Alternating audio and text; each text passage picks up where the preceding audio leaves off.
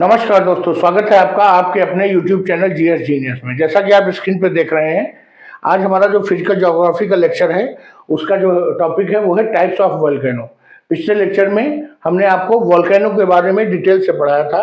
अब आज हम टाइप्स ऑफ वोल्केनो पढ़ाएंगे, लेकिन इसमें जो वोल्केनो के प्रकार हैं उनको 4 प्रकार से विभाजित किया जाता है और चारों प्रकार से जो विभाजन है उसको एक बार में पढ़ाना संभव नहीं है।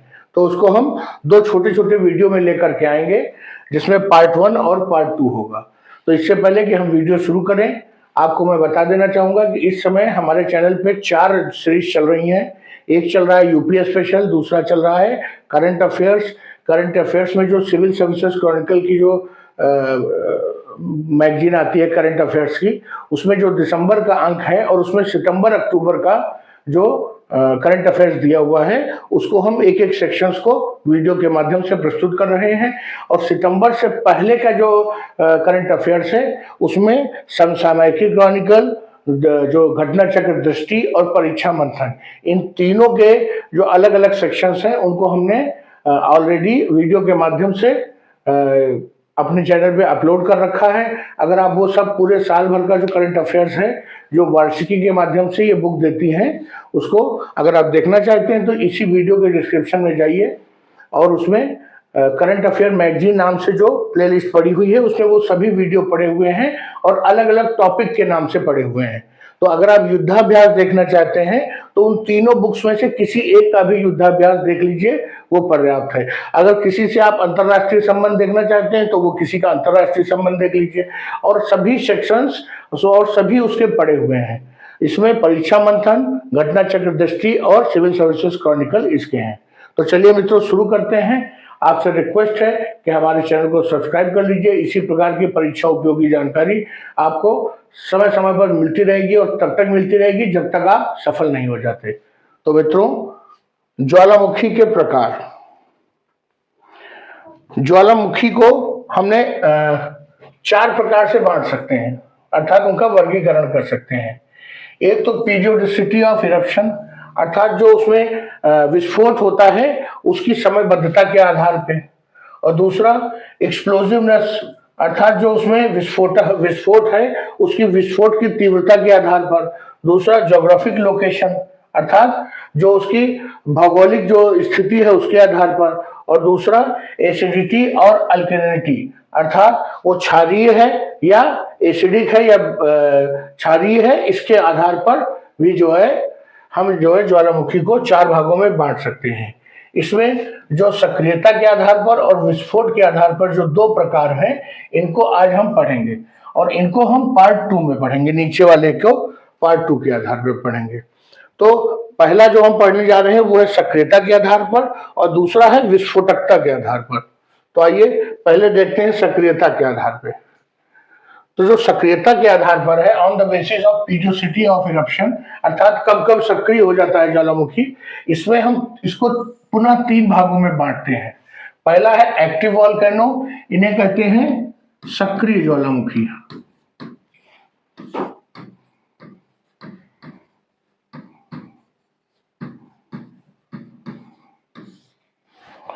और यह है डोर्मेंट वोल्केनो, इनको कहते हैं सुषुप्त ज्वालामुखी।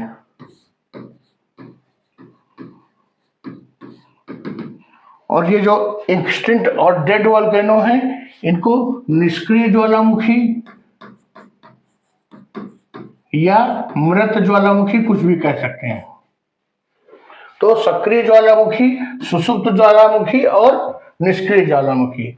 जो सक्रिय ज्वालामुखी है इनको जागृत ज्वालामुखी भी कहते हैं। तो सक्रिय ज्वालामुखी या जागृत ज्वालामुखी इनके लिए शब्द है, सुषुप्त ज्वालामुखी इनके लिए शब्द है, और निष्क्रिय ज्वालामुखी या मृत ज्वालामुखी ये तीसरी कैटेगरी के लिए शब्द है। आइए देखते हैं, पहली कैटेगरी जो है वो है एक्टिव वोल्केनो की, अर्थात सक्रिय ज्वालामुखी। सक्रिय ज्वालामुखी क्या है? जो हमारे भूवैज्ञानिक हैं उनका मानना है कि कोई भी ऐसा वोल्केनो जो कि कभी किसी जमाने में एक्टिव था और उसमें अभी भी कुछ हलचल हो रही है, और ऐसा प्रतीत होता है कि ये कभी भी जो है उसमें जो किसी प्रकार की भूकंपीय गतिविधि निकल रही है या लगातार लावा निकल रहा है, किसी न किसी प्रकार की ज्वालामुखीय या भूकंपीय गतिविधि हो रही है, तो उसको जो भूवैज्ञानिक हैं वो सक्रिय ज्वालामुखी मानते हैं। इस प्रकार के जो ज्वालामुखी होते हैं इनमें समय समय पर जो है विस्फोट होता रहता है और उसके साथ लावा जो है मैग्मा, डस्ट, ऐश, वाटर वेपर्स और स्मोक, अर्थात मैग्मा, धूल, राख, जलवाष्प और धुएं के रूप में जो मलबा है वो इसके क्रेटर से बाहर आता रहता है। लगातार भी आ सकता है, धीरे धीरे धीरे, अभी हम आगे बताएंगे आपको किस प्रकार के ज्वालामुखी में ऐसा होता है। और ऐसा भी होता है कि 2, 4, 10, 20, 50, 100, 200 साल के बाद एकदम से विस्फोट के साथ जो है वो ये सब मलबा बाहर आए, तो ऐसे ज्वालामुखी को हम जो है क्या कहते हैं, सक्रिय ज्वालामुखी या जागृत ज्वालामुखी कहते हैं। अब इसमें एक संस्था है Smithsonian volcanism programme, Smithsonian volcanism programme. उनका ये मानना है कि ऐसा कोई भी ज्वालामुखी जो पिछले 10,000 सालों में एक्टिव रहा है कभी भी, तो उसको हम एक्टिव ज्वालामुखी अर्थात सक्रिय ज्वालामुखी ही मानेंगे। ये 10,000 साल की जो ये मानना है ये कुछ अतिशयोक्ति है, लेकिन फिर भी हम देखते हैं कि कुछ जो सक्रिय ज्वालामुखी के प्रकार हैं, जो वो एग्जाम्पल है वो है माउंट एटना, ये इटली में है और लगभग 2,500 साल से लगातार सक्रिय है। दूसरा है माउंट स्ट्रोम्बोली, ये जो है पिछले 2,000 साल से एक्टिव है, ये भी इटली में है और इसकी एक खासियत ये है कि ये हर 15 मिनट में इसमें इरप्शन होता है, अर्थात इसमें कुछ न कुछ लावा या मलबा बाहर आता है और इसी उसके कारण, खासियत के कारण इसको लाइट हाउस ऑफ मेडिटेरियन सी कहते हैं, अर्थात भूमध्य सागर का प्रकाश स्तंभ कहते हैं। कभी प्रश्न आता है कि भूमध्य सागर का प्रकाश स्तंभ किसे कहते हैं, तो माउंट स्ट्रोम्बोली को भूमध्य सागर का प्रकाश स्तंभ कहते हैं। और ये किस प्रकार का ज्वालामुखी है, ये एक्टिव वोल्केनो है, सक्रिय ज्वालामुखी है।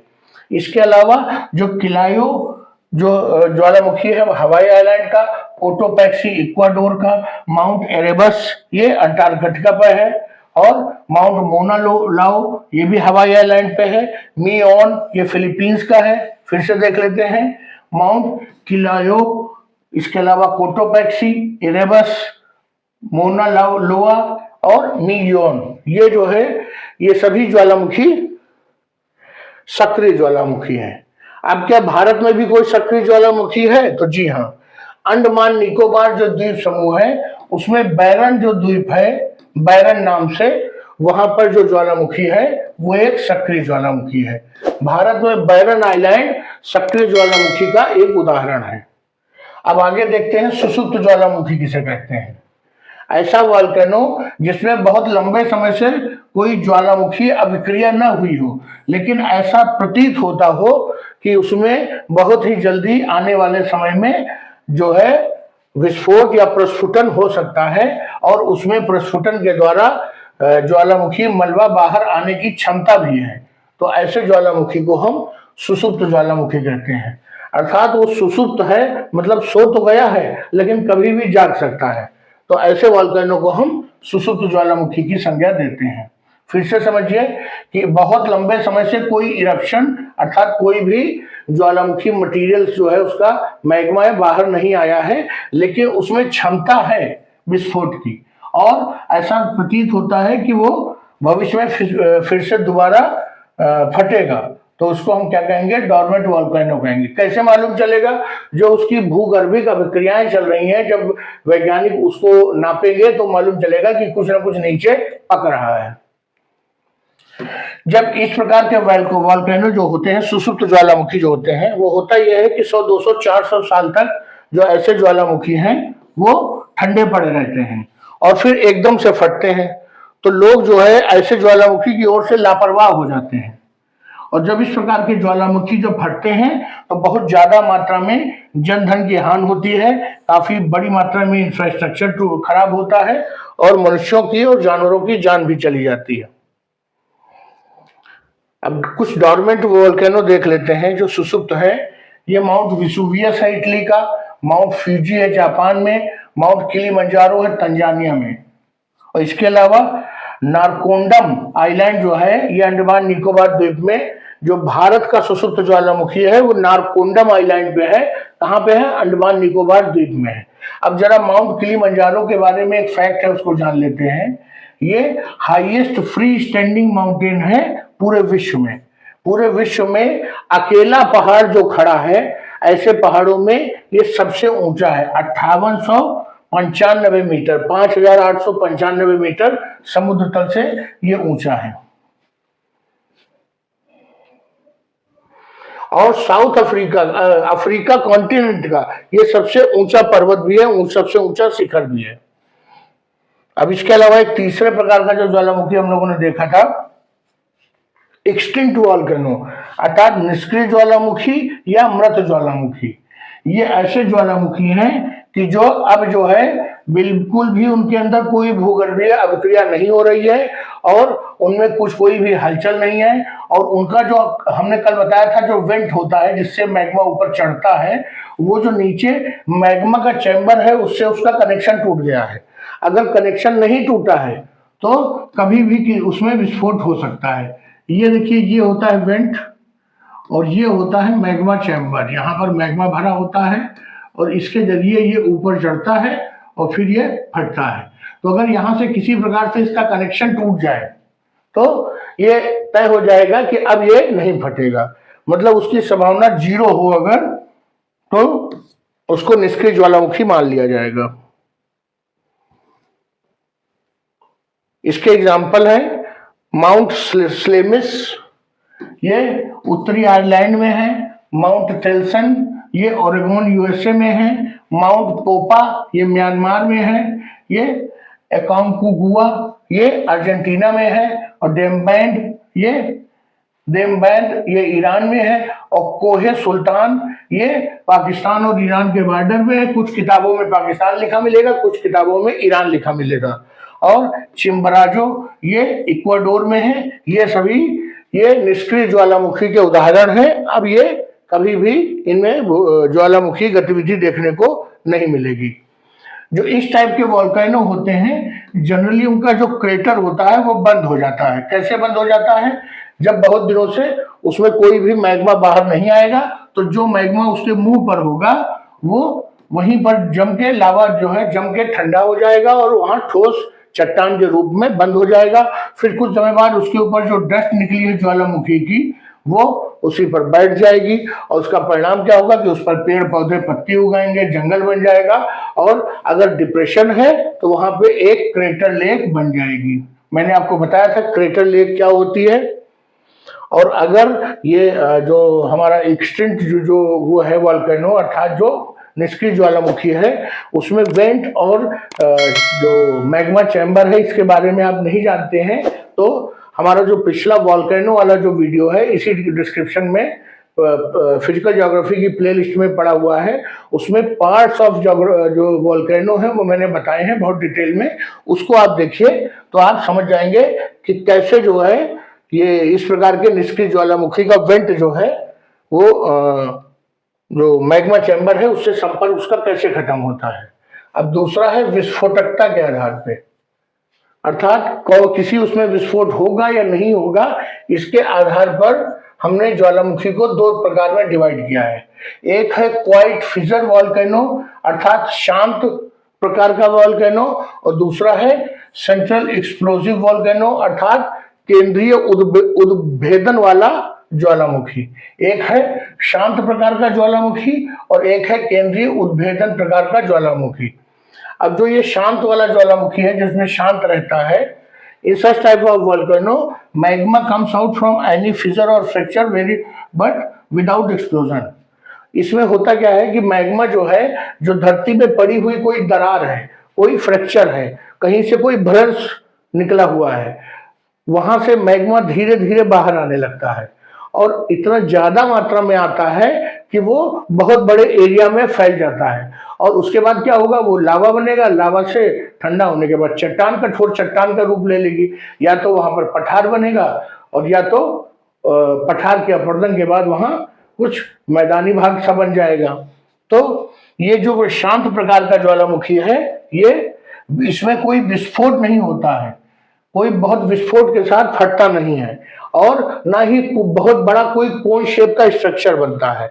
इस टाइप के वॉल्केनो में जो मैग्मा है वो बहुत ज्यादा क्वांटिटी में आता है और चारों ओर फैल जाता है। मैंने आपको बता चुका हूं पहले भी कि इस प्रकार के जो ज्वालामुखी है उनमें मैग्मा बहुत ज्यादा आता है, और जो ये मैग्मा आता है वो बहुत ज्यादा विस्कोसिटी नहीं होती है, इसीलिए फैल भी जाता है क्या कि अगर कोई चीज विस्कस है, अर्थात कोई चीज बहुत गाढ़ी टाइप की है, बहुत थिन थिक है, जैसे कि शहद, तो शहद को अगर आप डाल दीजिए तो बहुत दूर तक नहीं फैलेगा, और अगर उसी की जगह पर उतना ही पानी डाल दीजिए तो वो ज्यादा एरिया में फैल जाएगा। तो चूंकि इसमें गाढ़ापन नहीं होता है, कम गाढ़ा होता है, इसलिए ये बहुत एरिया में बहुत तेजी से फैलता है। और इसमें गैसेस चूंकि नाम मात्र को होती है, गैसेस बहुत कम होती है, इसीलिए जो गैसेस का दबाव है वो नहीं बनता है और विस्फोट भी नहीं होता है।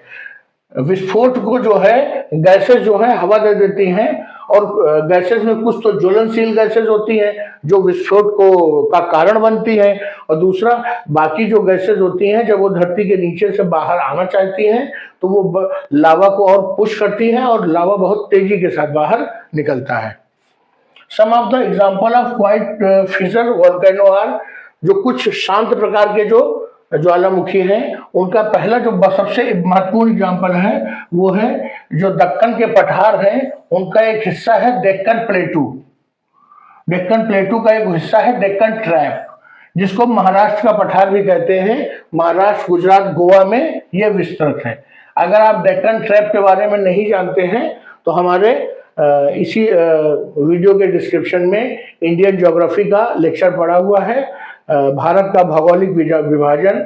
उसमें भारत के भौगोलिक विभाजन में करीब 8 से 10 लेक्चर पड़े हुए हैं। उसमें एक लेक्चर दक्कन प्लेटू पर भी है, और दक्कन प्लेटू में पार्ट 1, पार्ट 2, पार्ट 3 करके है, तो आप उसमें से उसको देख सकते हैं। और वहां क्या हुआ, वहां पर बहुत शांत तरीके से दरारों से लावा बाहर आया और चारों ओर फैल गया, और उससे बसाल्ट की जो चट्टानों का निर्माण हुआ। इसके अलावा कोलंबिया का जो स्नैक प्लेटू है, स्नैक पठार, वो भी इसी प्रकार का शांत प्रकार के ज्वालामुखी का उदाहरण है। ब्राजील का पुराना पठार, ये भी जो है शांत प्रकार का ज्वालामुखी है। और Drakensberg plateau of South Africa, South Africa का जो ड्रैकन्सबर्ग पठार है वो भी शांत प्रकार का ज्वालामुखी है। अब जो दूसरा प्रकार है वो है केंद्रीय उद्भेदन वाला ज्वालामुखी, अर्थात सेंट्रल एक्सप्लोजिव वोल्केनो, जिसमें बहुत तेज विस्फोट हुआ हो। ये एक्सप्लोजिव इन नेचर होते हैं, अर्थात प्रकृति से विस्फोटक होते हैं। इसका जो मैग्मा होता है वो काफी थिक होता है, अर्थात उसकी विस्कोसिटी, गाढ़ापन उसका ज्यादा होता है, और गाढ़ापन ज्यादा होने के कारण आप समझ सकते हैं कि वो धीरे धीरे मूव करेगा। और जब ये क्रेटर से बाहर आता है तो काफी एकदम से बहुत झटके से बाहर आता है, बड़ा जबरदस्त विस्फोट होता है और बहुत ज्यादा मात्रा में गैसेस बाहर निकलती हैं। अब शांत प्रकार के ज्वालामुखी में और विस्फोटक ज्वालामुखी में एक अंतर ये हो गया कि उसका मैग्मा की विस्कोसिटी अधिक होती है और इसके मैग्मा की विस्कोसिटी उसकी कम होती है, इसकी ज्यादा होती है। इसमें मैग्मा कम मात्रा में निकलता है, उसमें मैग्मा ज्यादा मात्रा में निकलता है, और बाकी जो सामान है वो कम होता है। इसमें मैग्मा के साथ और भी बहुत सी चीजें बाहर आती हैं। दूसरी बात, इसमें एक्सप्लोजन होता है, उसमें एक्सप्लोजन नहीं होता। इसमें बड़ा सा शंकु बनता है, उसमें शंकु नहीं बनता। इसमें गैसेस निकलती हैं साथ में, उसमें गैसेस नहीं निकलती। इसके अलावा जिसमें विस्फोट होता है उस मैग्मा में सिलिका की मात्रा बहुत ज्यादा होती है, और जिस मैग्मा में सिलिका की मात्रा कम होती है उसमें विस्फोट नहीं होता। तो अगर अंतर आता है कि शांत प्रकार के उसमें क्या अंतर है, इन तीनों कथन में से कौन सा सही है, तो आप बता लेंगे। इस प्रकार के वोल्केनो में large variety of material comes out. क्या क्या आएगा, पत्थर के टुकड़े आएंगे, धूल आएगी, राख आएगी, और धुआं आएगा, जलवाष्प आएगी, मैग्मा तो आएगा ही, और गैसेज आएंगी। Magma of such volcano contain large amount of silica. Silica होने के कारण ये जो इसका मैग्मा है वो गाढ़ा हो जाएगा, उसकी थिकनेस बढ़ जाएगी और वो विस्कस इन नेचर हो जाएगा। तो मित्रों, हमने इसको शॉर्ट में एक बार रिवाइज कर लेते हैं। हमने दो प्रकार से आज हमने पढ़ा वॉल्केनो के प्रकार। एक हमने पढ़ा सक्रियता के आधार पर, दूसरा विस्फोटकता के आधार पर। सक्रियता के आधार पर तीन प्रकार के वॉल्केनो हुए, सक्रिय वॉल्केनो और सुषुप्त वॉल्केनो और निष्क्रिय वॉल्केनो। सक्रिय को जागृत भी कहते हैं और निष्क्रिय को मृत भी कहते हैं। इसके अलावा हमने सबके एग्जाम्पल देखे और भारत में बैरन आइलैंड में सक्रिय ज्वालामुखी है और उसके अलावा भारत में ही नारकोंडम आइलैंड जो है अंडमान में, वो सुषुप्त ज्वालामुखी है। इसके अलावा हमने विस्फोटकता के आधार पर देखे दो प्रकार के ज्वालामुखी हैं, एक शांत प्रकार का ज्वालामुखी है और एक केंद्रीय उद्भेदन वाला ज्वालामुखी है जो विस्फोटक है, और उन सभी के बारे में हमने डिटेल से देखा, एग्जाम्पल भी देखा।